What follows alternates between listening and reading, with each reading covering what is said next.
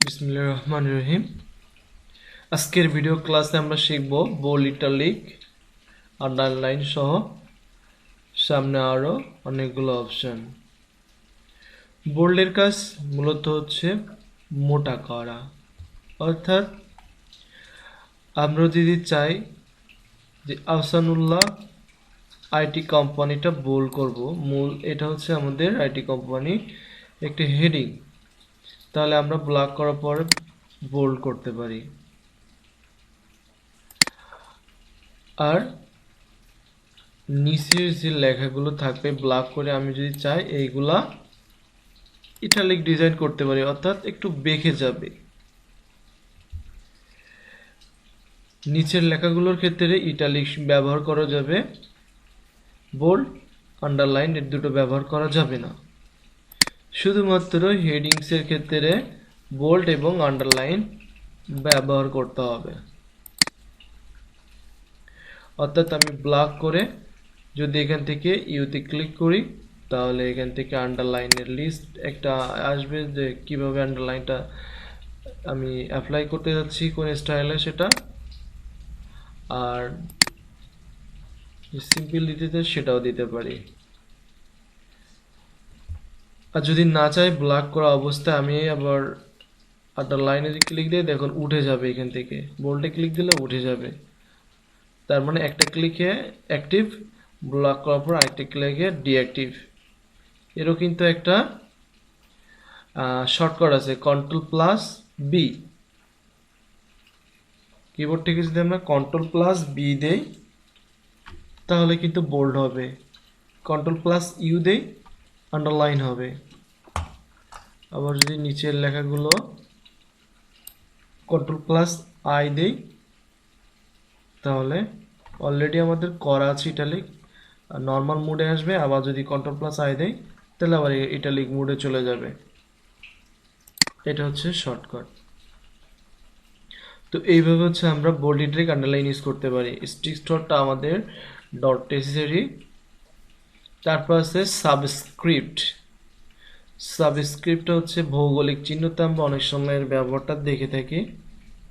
Suppose যদি আমি কোনো একটা অক্ষর বা একটা সেন্টেন্সের নিচে এখান থেকে সাবস্ক্রিপ্টে ক্লিক করি, অর্থাৎ সূত্র লেখার ক্ষেত্রে 100% আমাদের প্রয়োজন হয়। ক্লিক করার পরে আমি যদি কোনো অপশন, কোনো একটা সংখ্যা বা কোনো একটা অক্ষর দেই তাহলে নিচে আসবে এরকম। আবার যদি ক্লিক করি তাহলে স্বাভাবিক মোডে চলে যাবে। আবার যদি হচ্ছে আমি ক্লিক করি তাহলে আবার চলে আসবে। এটা হচ্ছে সাবস্ক্রিপ্টের কাজ, অর্থাৎ নিচে হবে লেখার। ক্লিক দিলে অ্যাক্টিভ, ক্লিক দিলে আবার ডিঅ্যাক্টিভ। সাপোজ আমি যদি হচ্ছে বীজগণিতের সূত্র লিখতে চাই তাহলে আমি এখানে লিখতে পারবো। যেমন আমি এখান থেকে একটু স্পেস দিয়ে ফাঁকা করে নেই। আমি যদি লিখি এখানে এ, এবার আমি স্কোয়ার দেব, তাহলে সুপার স্ক্রিপ্টে ক্লিক করলাম, কাছেটা অপারেট হয়ে গেল, আমি স্কোয়ার দিলাম। আমি আবার ক্লিক দেব, নর্মাল মোডে চলে আসবে, তার যেভাবে থাকে, প্লাস এখান থেকে বি, দেন ক্লিক, সুপার স্ক্রিপ্ট, আবার কাছের অপারেট যাবে, স্কোয়ার। এইভাবে হচ্ছে আমরা লেখার উপরে দিয়ে আমরা স্কোয়ার দিতে পারবো, বা লেখার নিচ দিয়ে ভৌগোলিক চিহ্নগুলো দিতে পারবো, বা সূত্র লেখার কিছু কাজ আমরা এখান থেকে সাবস্ক্রিপ্ট আর সুপার স্ক্রিপ্টের মাধ্যমে করতে পারবো। তারপর হচ্ছে টেক্সট ইফেক্ট অ্যান্ড টাইপোগ্রাফি। এটা আসলে অত্যন্ত খুব সুন্দর একটি কাজ। আমি Ctrl+Z একটু ব্যাগে যাই। সাপোজ হচ্ছে আমি কম্পিউটার অফিস অ্যাপ্লিকেশন, এটা হচ্ছে একটা মূল হেডিং। আমরা যদিও লাল কালার করেছি এখানে, এর থেকে বেটার যদি কোনো হচ্ছে ফন্টের স্টাইল বা কালার কম্বিনেশন নিয়ে আসতে চাই তাহলে আমরা text effect and typography click করার পরে এখানে অনেকগুলো টাইপোগ্রাফিক স্টাইল পাবো। আমরা কার্সার রাখলে বুঝতেছি যে এখান থেকে অনেকগুলো স্টাইলের ফন্টে অ্যাপ্লাই হচ্ছে। আমি যে কোনো একটা ফন্ট স্টাইল নিতে পারি এখান থেকে। সাপোজ আমি এটা নিলাম। এটা হচ্ছে টেক্সট ইফেক্ট অ্যান্ড টাইপোগ্রাফির কাজ, অর্থাৎ হেডিংগুলো অনেক সুন্দরভাবে আমাদেরকে অ্যাপ্লাই করতে সাহায্য করবে। আবার যদি আমি না চাই এখান থেকে ব্লক করব, করার পরে আমি এইখান থেকে কিন্তু এখন আর নিবে না। সাপোজ যদি আমরা এখান থেকে না নিতে চাই, ক্লিক করে এখান থেকে ক্লিয়ার অল ফরম্যাটিং এ ক্লিক করলে আবার কিন্তু এরকম নর্মাল মোডে চলে আসবে। সো আমি এভাবে রেখে দিলাম। তারপরে হচ্ছে আমি এখান থেকে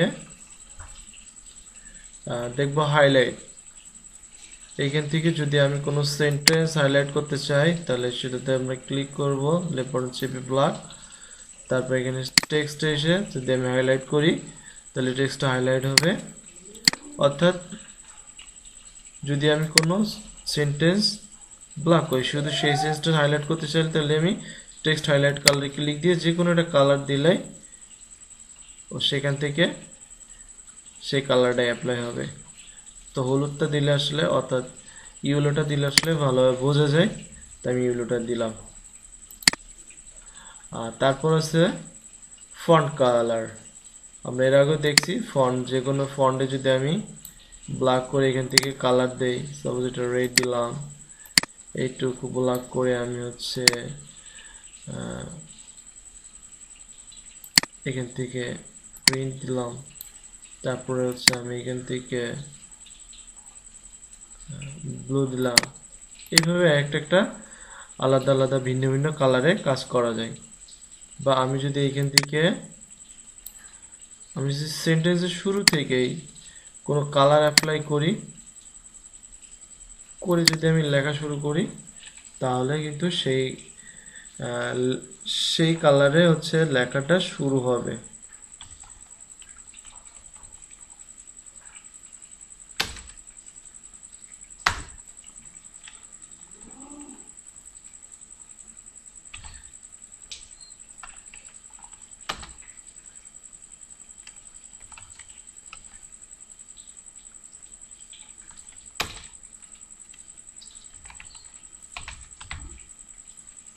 এভাবে হচ্ছে আমরা ফন্টের কালার দিয়ে লিখতে পারবো।